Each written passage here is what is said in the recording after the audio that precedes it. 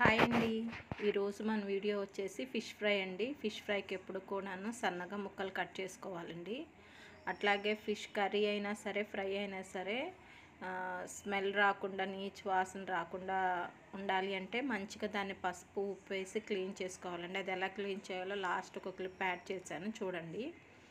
అట్లాగే దీనికోసం మసాలా ప్రిపేర్ చేయడానికి జస్ట్ అల్లం వెల్లుల్లి పేస్ట్, పసుపు, ధనియాల పొడి, గరం మసాలా, కొంచెం ఆయిల్ వేసి కలిపేసి ఆ పేస్ట్ని చక్కగా ముక్కలకి మంచిగా పట్టేటట్టుగా రుద్దుకోవాలి. వాటిని అలా మంచిగా అయిపోయిన తర్వాత ఒక 15 మినిట్స్ పక్క నుంచి మంచిగా డీప్ ఫ్రైకి ఆయిల్ వేసేసుకోవాలండి.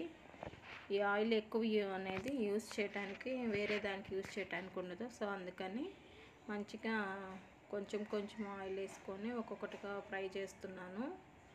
ఇవి బాగా కరకరలాడేటట్టుగా కాకుండా స్మూత్గా ఉండేలాగానే ఫ్రై చేసుకోవచ్చండి. చాలా టేస్టీగా ఉంటుంది. సో ఇదండి మన ఫిష్ ఫ్రై. ఇక్కడ మనకి ఆమె ఎలా క్లీన్ చేస్తుందో చూడండి. చక్కగా మంచిగా బండకేసి రుద్దుతుంది. అట్లాగే పసుపు, ఉప్పు వేసి కూడా మంచిగా క్లీన్ చేసిందండి. బయట మనం మార్కెట్లో తీసుకుంటే ఇలా క్లీన్ చేయరు. వాళ్ళని దగ్గర నుంచి తీసుకొచ్చిన తర్వాత అయినా సరే మనం ఇలాగా పసుపు, ఉప్పు వేసి క్లీన్ చేసుకుంటే ఫిష్ కర్రీ అయినా, ఫ్రై అయినా నీచు వాసన లేకుండా ఉంటుంది.